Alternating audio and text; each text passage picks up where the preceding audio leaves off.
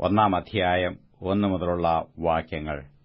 ഉൽപ്പത്തി പുസ്തകം 1 അധ്യായം 1 മുതലുള്ള വാക്യങ്ങൾ. ആദിയിൽ ദൈവം ആകാശവും ഭൂമിയും സൃഷ്ടിച്ചു. ഭൂമി പാഴായും ശൂന്യമായും ഇരുന്നു.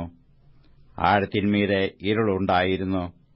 ദൈവത്തിന്റെ ആത്മാവ് വെള്ളത്തിന്മീതെ പരിവർത്തിച്ചുകൊണ്ടിരുന്നു. വെളിച്ചമുണ്ടാകട്ടെ എന്ന് ദൈവം കൽപ്പിച്ചു. വെളിച്ചം ഉണ്ടായി.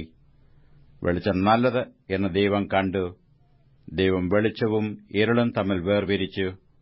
ദൈവം വെളിച്ചത്തിന് പകലെന്നും ഇരുളിന് രാത്രിയെന്നും പേരിട്ടു.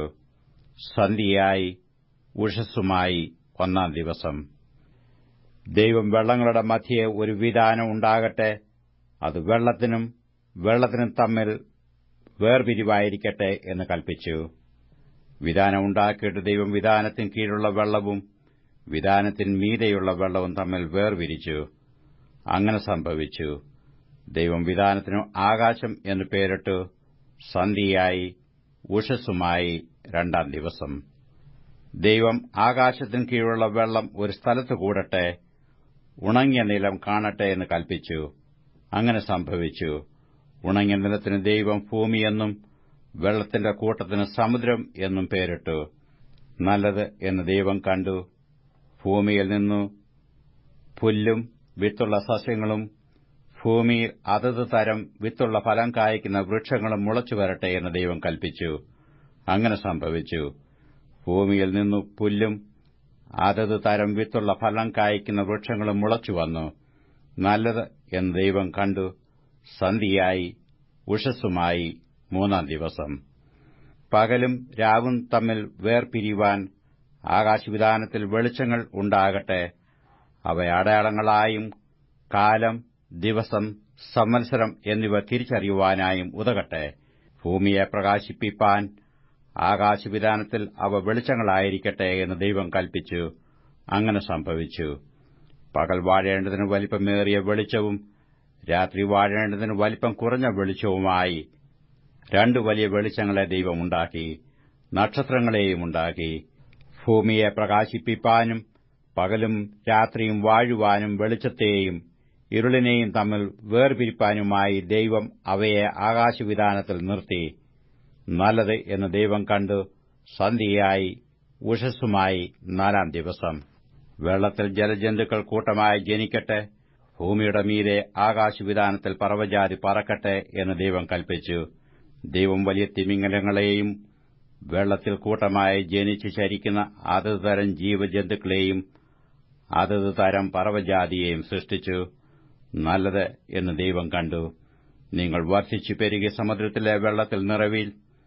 പറവജാതി ഭൂമിയിൽ പെരുകട്ടെ എന്ന് കൽപ്പിച്ചു. ദൈവം അവയെ അനുഗ്രഹിച്ചു. സന്ധ്യയായി ഉഷസ്സുമായി 5 ദിവസം. അതത് തരം കന്നുകാലി, ഇഴജാതി, കാട്ടുമൃഗം, ഇങ്ങനെ അതത് തരം ജീവജന്തുക്കൾ ഭൂമിയിൽ ഉളവാകട്ടെ എന്ന് ദൈവം കൽപ്പിച്ചു. അങ്ങനെ സംഭവിച്ചു.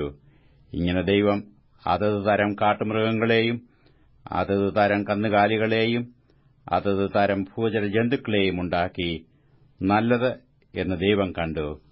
അനന്തരം ദൈവം, നാം നമ്മുടെ സ്വരൂപത്തിൽ നമ്മുടെ സാദൃശ്യപ്രകാരം മനുഷ്യനെ ഉണ്ടാക്കുക. അവർ സമുദ്രത്തിലുള്ള മത്സ്യത്തിന്മേലും ആകാശത്തിലുള്ള പറവജാതിയിന്മേലും മൃഗങ്ങളിന്മേലും സർവ്വഭൂമിയിന്മേലും ഭൂമിയിൽ ഇഴയുന്ന എല്ലാ ഇഴജാതിയിന്മേലും വാഴട്ടെ എന്ന് കൽപ്പിച്ചു. ഇങ്ങനെ ദൈവം തന്റെ സ്വരൂപത്തിൽ മനുഷ്യനെ സൃഷ്ടിച്ചു. ദൈവത്തിന്റെ സ്വരൂപത്തിൽ അവനെ സൃഷ്ടിച്ചു. ആണും പെണ്ണുമായി അവരെ സൃഷ്ടിച്ചു. ദൈവം അവരെ അനുഗ്രഹിച്ചു. നിങ്ങൾ സന്താനപുഷ്ടിയുള്ളവരായി പെരുകി ഭൂമിയിൽ നിറഞ്ഞ് അതിനെ അടക്കി സമുദ്രത്തിലെ മത്സ്യത്തിന്മേലും ആകാശത്തിലെ പറവജാതിയിന്മേലും സകല ഭൂചരജന്തുവിന്മേലും വാഴുവീൻ എന്ന് അവരോട് കൽപ്പിച്ചു.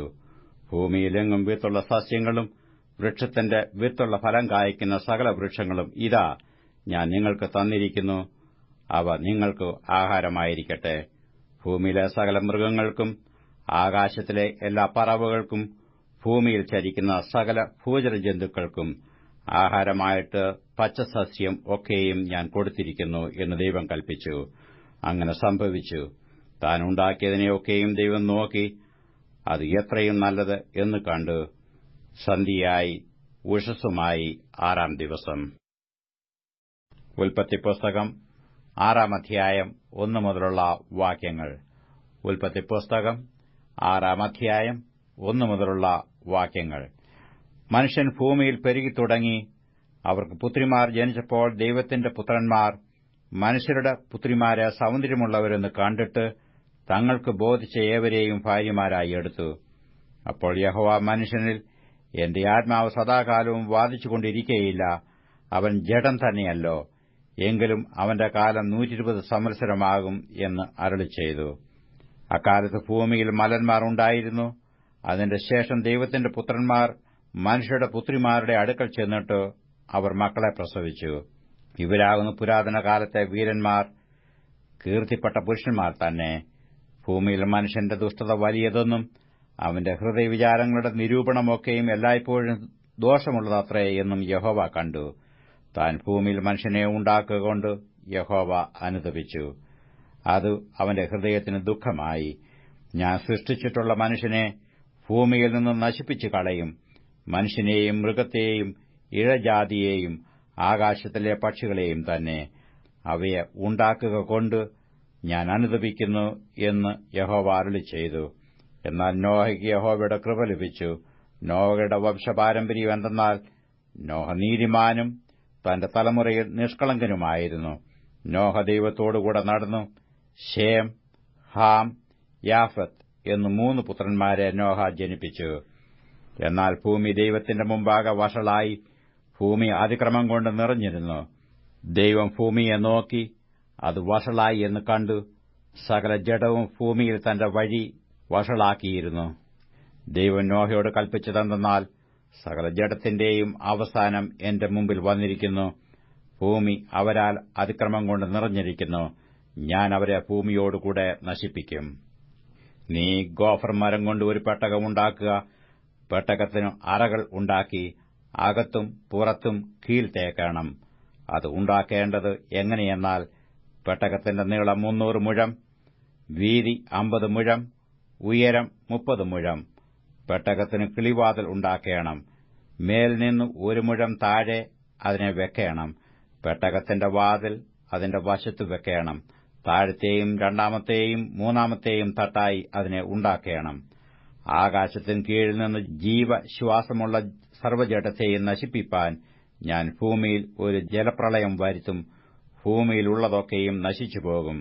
നിന്നോടോ ഞാനൊരു നിയമം ചെയ്യും. നീയും നിന്റെ പുത്രന്മാരും ഭാര്യയും പുത്രന്മാരുടെ ഭാര്യമാരും പെട്ടകത്തിൽ കടക്കണം. സകല ജീവികളിൽ നിന്നും സർവ്വജഡത്തിൽ നിന്നും തന്നെ ഈരണ്ടിനെ നിന്നോടുകൂടെ ജീവരക്ഷയ്ക്കായിട്ട് പെട്ടകത്തിൽ കയറ്റണം. അവ ആണും പെണ്ണുമായിരിക്കണം.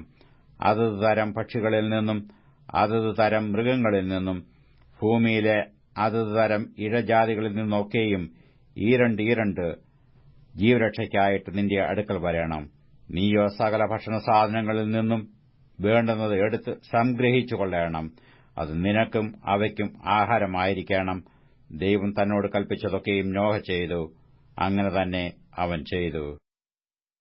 ഉൽപ്പത്തി പുസ്തകം 6 അധ്യായം 1 മുതലുള്ള വാക്യങ്ങൾ. ഉൽപ്പത്തി പുസ്തകം 6 അധ്യായം 1 മുതലുള്ള വാക്യങ്ങൾ. മനുഷ്യൻ ഭൂമിയിൽ പെരുകിത്തുടങ്ങി. അവർക്ക് പുത്രിമാർ ജനിച്ചപ്പോൾ ദൈവത്തിന്റെ പുത്രന്മാർ മനുഷ്യരുടെ പുത്രിമാരെ സൗന്ദര്യമുള്ളവരെന്ന് കണ്ടിട്ട് തങ്ങൾക്ക് ബോധിച്ച ഏവരെയും ഭാര്യമാരായി എടുത്തു. അപ്പോൾ യഹോവ മനുഷ്യനിൽ, എന്റെ ആത്മാവ് സദാകാലവും വാദിച്ചുകൊണ്ടിരിക്കയില്ല, അവൻ ജഡം തന്നെയല്ലോ, എങ്കിലും അവന്റെ കാലം 120 സംവത്സരമാകും എന്ന് അരുളിച്ചെയ്തു. അക്കാലത്ത് ഭൂമിയിൽ മലന്മാർ ഉണ്ടായിരുന്നു. അതിന്റെ ശേഷം ദൈവത്തിന്റെ പുത്രന്മാർ മനുഷ്യരുടെ പുത്രിമാരുടെ അടുക്കൽ ചെന്നിട്ട് അവർ മക്കളെ പ്രസവിച്ചു. ഇവരാകുന്നു പുരാതന കാലത്തെ വീരന്മാർ, കീർത്തിപ്പെട്ട പുരുഷന്മാർ തന്നെ. ഭൂമിയിൽ മനുഷ്യന്റെ ദുഷ്ടത വലിയതെന്നും അവന്റെ ഹൃദയവിചാരങ്ങളുടെ നിരൂപണമൊക്കെയും എല്ലായ്പ്പോഴും ദോഷമുള്ളതത്രേ എന്നും യഹോവ കണ്ടു. താൻ ഭൂമിയിൽ മനുഷ്യനെ ഉണ്ടാക്കുകകൊണ്ട് യഹോവ അനുതപിച്ചു. അത് അവന്റെ ഹൃദയത്തിന് ദുഃഖമായി. ഞാൻ സൃഷ്ടിച്ചിട്ടുള്ള മനുഷ്യനെ ഭൂമിയിൽ നിന്ന് നശിപ്പിച്ചു കളയും. മനുഷ്യനെയും മൃഗത്തെയും ഇഴജാതിയെയും ആകാശത്തിലെ പക്ഷികളെയും തന്നെ. അവയെ ഉണ്ടാക്കുക കൊണ്ട് ഞാൻ അനുതപിക്കുന്നു എന്ന് യഹോവ അരുളിച്ചെയ്തു. എന്നാൽ നോഹയ്ക്ക് യഹോവയുടെ കൃപ ലഭിച്ചു. നോഹയുടെ വംശപാരമ്പര്യം എന്തെന്നാൽ, നോഹ നീതിമാനും തന്റെ തലമുറയിൽ നിഷ്കളങ്കനുമായിരുന്നു. നോഹ ദൈവത്തോടുകൂടെ നടന്നു. ശേം, ഹാം, യാഫത്ത് എന്നു 3 പുത്രന്മാരെ നോഹ ജനിപ്പിച്ചു. എന്നാൽ ഭൂമി ദൈവത്തിന്റെ മുമ്പാകെ വഷളായി, ഭൂമി അതിക്രമം കൊണ്ട് നിറഞ്ഞിരുന്നു. ദൈവം ഭൂമിയെ നോക്കി, അത് വഷളായി എന്ന് കണ്ടു. സകല ജഡവും ഭൂമിയിൽ തന്റെ വഴി വഷളാക്കിയിരുന്നു.